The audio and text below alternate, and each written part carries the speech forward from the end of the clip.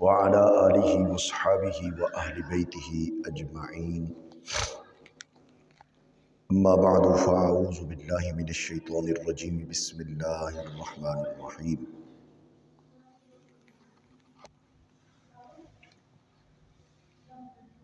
وَهَذَا كِتَابٌ أَنزَلْنَاهُ مُبَارَكٌ فَاتَّبِعُوهُ وَاتَّقُوا لَعَلَّكُمْ تُرْحَمُونَ۔ آمنت باللہ صدق اللہ العظیم۔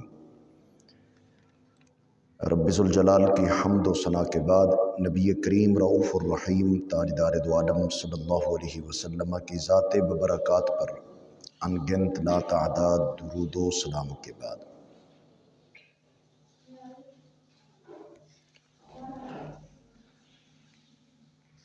قرآن مجید فرقان حمید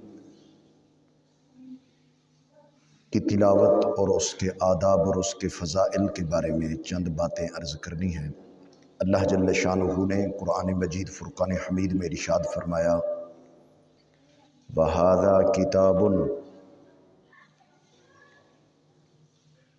یہ عظیم الشان کتاب ہے، انزلناہ، ہم نے اسے نازل کیا ہے، مبارکن، برکت والی ہے، فاتبعوہ، اس کی پیروی کرو، واتقوا، اور پرہیزگار بنو، تقوی اختیار کرو، لعلکم تفلحون، تاکہ تم پہ رحمت نازل کی جائے، تاکہ تمہیں رحمت سے نوازا جائے۔ اللہ رب العزت نے اس آیت میں رحمت عطا فرمانے اور رحمت سے نوازنے کا جو راستہ ہے وہ بیان فرمایا ہے کہ تمہیں رحمت سے کیسے نوازا جا سکتا ہے اور میں کس طریقے سے تم پہ رحمت نازل کرنا چاہتا ہوں۔ تو اس آیت میں اللہ رب العزت نے فرمایا رحمت اور برکت حاصل کرنے کے لیے تمہیں قرآن مجید سے جڑنا ہوگا اور قرآن مجید سے تعلق کو مضبوط کرنا ہوگا اور قائم کرنا ہوگا۔ قرآن مجید سے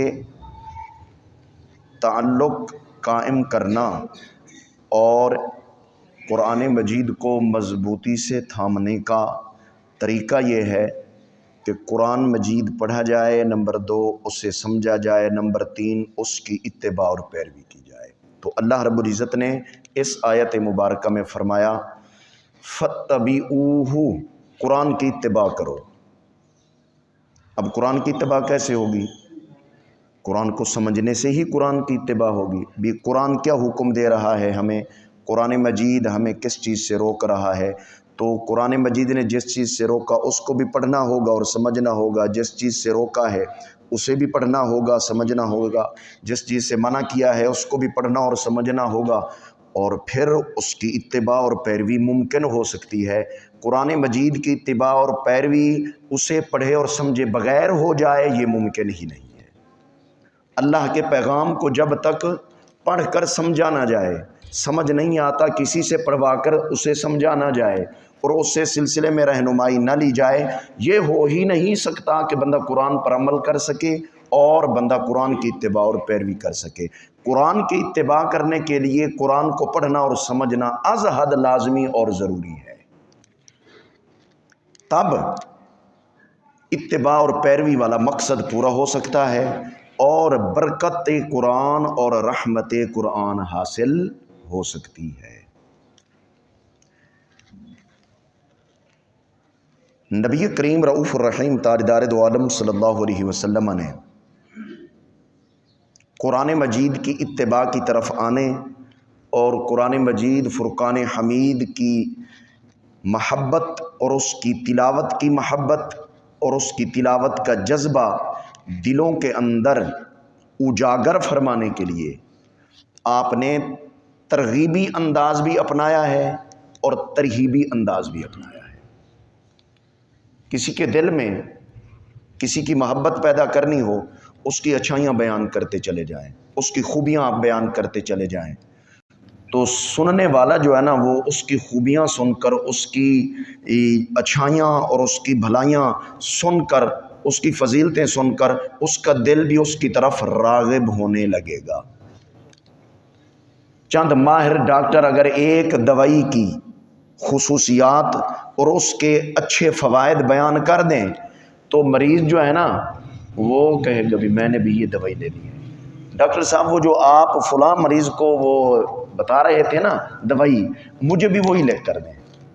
کیوں جی؟ اس کے بڑے فائدے ہیں۔ آپ نے کہاں سے سنے ہیں؟ آپ بتا رہے تھے، میں سن رہا تھا۔ تو یہ بندے کی ایک طبیعت ہے، وہ اس طرف جلدی مائل ہو جاتی ہے۔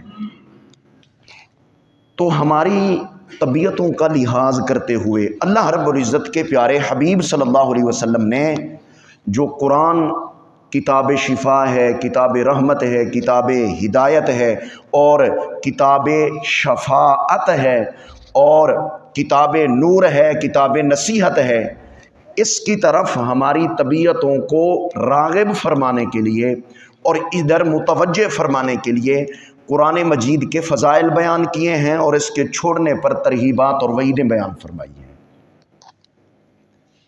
ترغیبات سے کیا ہوتا ہے؟ بندے کا دل مائل ہوتا ہے، تو ہمیں ادھر متوجہ فرمانے کے لیے مثلا ارشاد فرمایا، مسلم شریف کی حدیث ہے، حضرت ابو امامہ رضی اللہ تعالیٰ عنہ سے روایت ہے، آپ فرماتے ہیں سمیعت رسول اللہ صلی اللہ علیہ وسلم یقول، میں نے اللہ کے رسول صلی اللہ علیہ وسلم سے سنا، آپ نے ارشاد فرمایا اقرأ القرآن، قرآن پڑھا کرو۔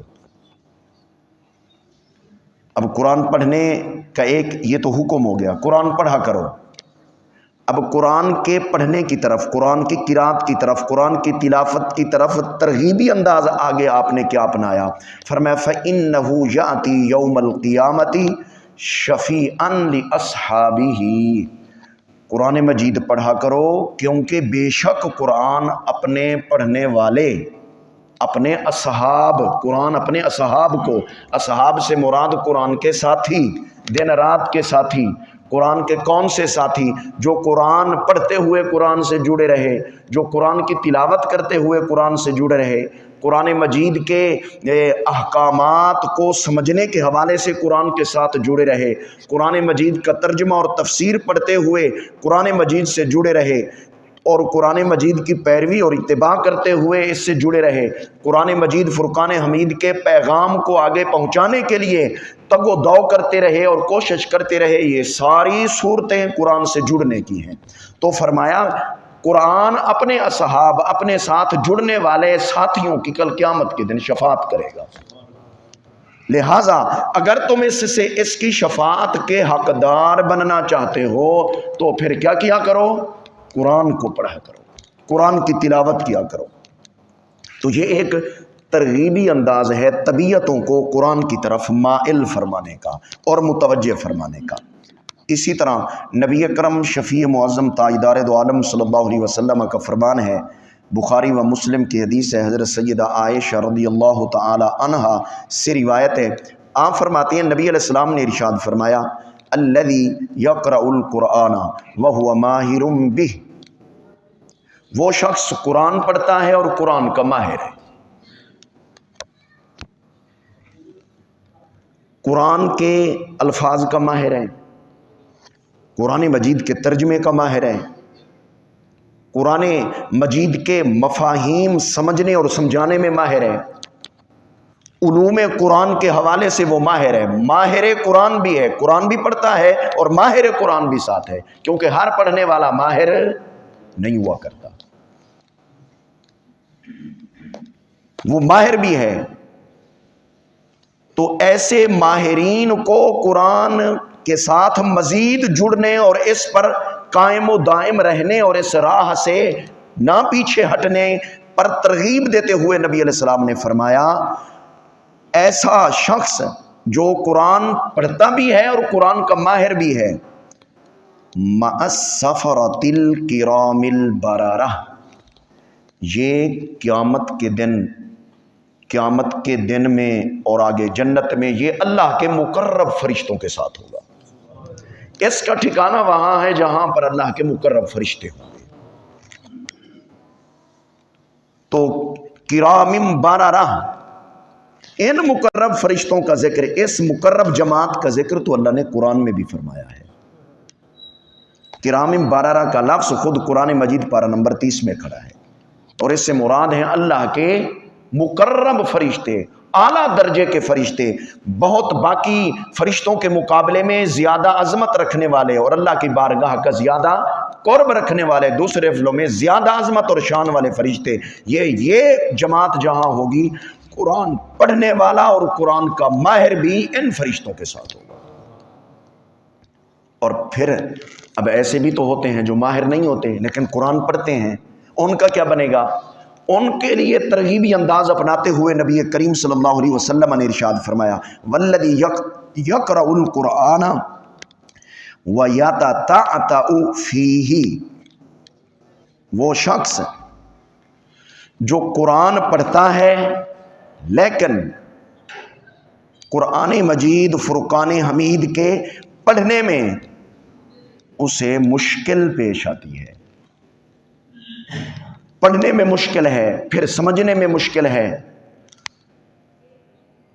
تو نبی کریم صلی اللہ علیہ وسلم نے فرمایا وَهُوَ عَلَيْهِ شَاقٌ لَهُ أَجْرَانِ، ٹھیک ہے مشکل ہے اس کے لیے، پریشانی ہے، پھر بھی وہ محنت کر رہا ہے پڑھنے میں سمجھنے کے اندر، تو فرمایا اس کے لیے 2 گنا اجر ہوگا، ایک پڑھنے کا اور ایک جو پھر پڑھنے کے اندر سمجھنے کے اندر مشقت برداشت کر رہا ہے، اسے پریشانی کا سامنا کرنا پڑ رہا ہے، تو یہ پریشانی کا اور مشقت کا اجر الگ ہوگا، پڑھنے کا اس کے لیے اجر الگ ہوگا۔ اچھا، اب یہاں سے یہ مت سمجھیں کہ جی وہ جو ماہر ہے اس کے لیے سنگل اجر، اور جو غیر ماہر کوشش کرنے والا ہے اور مشقت برداشت کرنے والا ہے اس کے لیے ڈبل اجر ہے۔ یہ ڈبل اجر اس کے مقابلے میں نہیں ہے، کیونکہ جو ماہر ہے وہ ان مشقتوں سے گزر کے آگے گیا ہے، لہٰذا اس نے مشقتیں پہلے برداشت کی ہوئی ہیں، اس نے محنتیں پہلے کی ہوئی ہیں، تبھی تو وہ ماہر بنا ہے۔ بغیر محنت، بغیر جد و جہد اور بغیر کوشش کے اور بغیر مشقت برداشت کیے کوئی ماہر بن کیسے سکتا ہے؟ وہ تو ان مدارج اور اس راہ کا مسافر تو پہلے ہی بنا ہوا تھا، پھر اللہ نے اس کو ترقی عطا فرمائی، چلتے چلتے اب وہ ماہر قرآن بن گیا، پڑھنے کے اعتبار سے ماہر، پڑھانے کے اعتبار سے ماہر، سمجھنے کے اعتبار سے ماہر، سمجھانے کے اعتبار سے ماہر، پیغام قرآن کو اللہ کی مخلوق تک اور امت محمدیہ کے افراد تک پہنچانے کے اندر اللہ نے بڑا سلیقہ اس کو عطا فرما دیا ہے، تو وہ مشقت سے گزر کر ہی تو آگے گیا ہے، اس کا اجر اس کے مقابلے میں زیادہ ہے، اسی لیے اس کے اجر کا تعین نہیں کیا گیا، اس کے لیے فرمایا وہ تو کرام بررہ کے ساتھ ہوگا، وہ تو ہے اوپر۔ بہرحال جو ماہر نہیں ہے لیکن وہ مشقت کے مراحل طے کر رہا ہے، پڑھتا بھی ہے، غور بھی کرتا ہے، مشقت بھی ہے، اس کے لیے پریشانی بھی ہے، تو فرمایا یہ بھی محروم نہیں جائے گا، اس کو پڑھنے کا ثواب الگ ملے گا، مشقت برداشت کرنے کا ثواب الگ ملے گا، محروم کوئی بھی نہیں جائے گا۔ اس لیے فرمایا قرآن سے جڑے رہو، قرآن مجید فرقان حمید کو پڑھا کرو۔ حضرت سیدنا عمر بن خطاب رضی اللہ تعالی عنہ سے روایت ہے، آپ فرماتے ہیں نبی کریم رؤوف الرحیم تاجدار دو عالم صلی اللہ علیہ وسلم نے ارشاد فرمایا، ان اللہ یرفع بہذا الکتاب اقواما ویضع بہ آخرین، بے شک اللہ رب العزت اس قرآن کے ذریعے اقوام قوم کی جمع ہے، اس سے مراد ہے امت کے افراد امت محمدیہ۔ فرمایا اللہ رب العزت امت محمدیہ کے افراد کو قرآن کے ذریعے بلندیاں عطا فرمائے گا۔ اب یہ بلندی سمجھ میں آئیے یا نہیں آئی؟ ماہر قرآن کرام بررہ مقرب فرشتوں کے ساتھ ہوگا، تو یہ بلندی ہوئی یا نہ ہوئی؟ اللہ رب العزت امت محمدیہ کے بعض افراد کو قرآن کی وجہ سے کیا کر دے گا؟ بلندیاں عطا فرمائے گا، ان کے درجے بلند کر دے گا، اور پہلے والی حدیث کو ساتھ جوڑیں، کرام بررہ کے ساتھ ہوں، ان افراد امت کا مرتبہ مقام بھی وہی ہوگا۔ یہ مقام ان کا کیوں ہوگا؟ مقرب فرشتوں والا مقام کیوں ہوگا؟ یہ نبی ہے؟ نہیں، نبی نہیں ہے، رسول نہیں ہے۔ یہ کیا ہے؟ یہ قرآن کا ماہر ہے، یہ دنیا کی کسی اور کتاب کا ماہر نہیں ہے، یہ اللہ کی کتاب کا ماہر ہے۔ اس لیے مقرب فرشتوں کا جو مقام ہے، اس ماہر قرآن کا مرتبہ مقام بھی وہی ہے۔ اس طرح اللہ اٹھائے گا۔ وہ یہ افراد امت پڑھنے والے بھی ہیں، سمجھنے والے بھی ہیں، سمجھانے والے بھی ہیں، پڑھانے والے بھی ہیں، خود عمل کرنے والے بھی ہیں، دوسروں کو عمل کرانے والے بھی ہیں، اور پیغام قرآن آگے افراد امت تک پہنچانے والے بھی ہیں۔ ان راہوں کو کہ یہ مسافر بنے ہوئے ہیں، تو نبی کریم صلی اللہ علیہ وسلم نے فرمایا پھر میری امت کے ان افراد کو اللہ اپنی اس کتاب قرآن کے ذریعے کیا کرے گا؟ ان کو بلندیاں عطا فرمائے گا۔ وَيَضَعُ بِهِ آخَرِينَ، فرمایا امت کے کچھ طبقات وہ بھی ہوں گے، کچھ افراد وہ بھی ہوں گے کہ قرآن سے دور رہنے کی وجہ سے، نہ پڑھنے کے اعتبار سے قرآن کے قریب، پڑھنے کے اعتبار سے بھی دور ہیں، نہ اس کو سمجھنے کے اعتبار سے قرآن کے قریب، اس اعتبار سے بھی وہ قرآن سے، پڑھنے کے اعتبار سے بھی دور، سمجھنے کے حوالے سے بھی دور، اس پر عمل کرنے کے حوالے سے بھی دور، دوسروں کو عمل کرانے کے حوالے سے بھی دور، اور اس کا پیغام آگے افراد امت تک پہنچانے کے حوالے سے بھی دور ہیں، کسی لحاظ سے بھی ان کا اس کے اندر حصہ نہیں ہے۔ تو نبی کریم صلی اللہ علیہ وسلم نے فرمایا ایسے افراد امت کو اللہ رب العزت ذلت اور رسوائی کے گڑھوں میں ڈال دے گا، نہ وہ دنیا میں عزیز ہوں گے، عزت والے ہوں گے اللہ کے نزدیک، نہ وہ آخرت کے اندر اللہ کے نزدیک عزت والے ہوں گے۔ وہ دنیا میں بھی عند اللہ ذلیل، آخرت میں بھی عند اللہ ذلیل و رسوا ہوں گے۔ وہ معزز تھے زمانہ میں مسلمان ہو کر، ہم خوار ہوئے تارے کے قرآن ہو کر۔ اس طرح کا ایک شعر جو ہے نا وہ علامہ اقبال علیہ رحمہ کا ہے۔ تو اسی طرح یہی الفاظ ہیں یا کوئی آگے پیچھے ہو سکتے ہیں۔ مقصد کیا ہے؟ مقصد یہ ہے کہ اے بندہ مومن، تو معزز تبھی بن سکتا ہے جب تو اللہ کی معزز کتاب قرآن مجید سے جڑا رہے گا، تبھی ہو سکتا ہے۔ غزوہ احد میں جب صحابہ کرام شہید ہوئے، شہدائے احد، آپ صلی اللہ علیہ وسلم بنفس نفیس خود ان کو کیا کر رہے تھے؟ ان کو دفن فرما رہے تھے، قبریں بنوا رہے تھے اور ان کو دفن فرما رہے تھے۔ دفن کرتے ہوئے حضور علیہ السلام فرق کر رہے تھے۔ حضور علیہ السلام فرماتے بتاؤ ان میں سے قرآن کا زیادہ حافظ کون تھا؟ جس کے متعلق بتایا جاتا کہ یہ اس کے مقابلے میں یہ قرآن کا زیادہ حصہ حفظ کیے ہوئے تھا، آپ پہلے اس کی طرف تشریف لے جاتے، پہلے اس کو اٹھواتے، پہلے اس کو دفن کرواتے، اور جو اس کے مقابلے میں قرآن مجید کا کم حافظ ہوتا تھا، کم حافظ سے مراد ہے اس کو کم حصہ حفظ تھا، بھی ایک کو 10 پارے دوسرے کو 5 پارے، تب 10 پاروں والا 5 پاروں والے کے مقابلے میں زیادہ حصہ حفظ کرنے والا ہے۔ تو جس کا حفظ زیادہ تھا قرآن کا، حضور علیہ السلام اس شہید کو پہلے لیتے اور اس کو دفن فرماتے، اس کے مقابلے میں دوسرے کو بعد میں دفن فرماتے۔ تو دفن کرنے کے اندر بھی قرآن کے حفظ اور قرآن کے ساتھ جس کا حفظ زیادہ، اس کی محنت زیادہ ہے، اس کا لگاؤ زیادہ ہے، اس کی کوشش زیادہ ہے، اس لیے صاحب قرآن کا پیار بھی اس کے لیے زیادہ ہے۔ تو اس انداز میں نبی کریم، بعض اوقات نبی کریم صلی اللہ علیہ وسلم غزوہ پر یعنی جہاد کے لیے جب فوج تیار فرما کر اور بھیجتے تو اس وقت بعض اوقات فرماتے تم میں سے زیادہ قرآن کس کو آتا ہے؟ اب جو جس کو زیادہ قرآن آتا فرماتا تو ان پر امیر ہے، یہ تیرے ماتحت ہوں گے، جاؤ۔ فرماتے یہ تمہارا امیر ہے۔ اور بھی حکمتیں ہوں گی۔ تو یہ ایک انداز تھا قرآن مجید کی طرف طبیعتوں کو راغب کرنے کا نبی کریم صلی اللہ علیہ وسلم کا۔ اللہ رب العزت ہمیں، رمضان شریف آ رہا ہے، ضائع کرنے والے اس کو بھی ضائع کر دیں گے، ان کی طبیعتوں کے اندر کوئی تبدیلی نہیں آئے گی، ان کے رویوں کے اندر کوئی تبدیلی نہیں آئے گی، اللہ کو راضی کرنے کے اندر کوئی ان کی جو ہے۔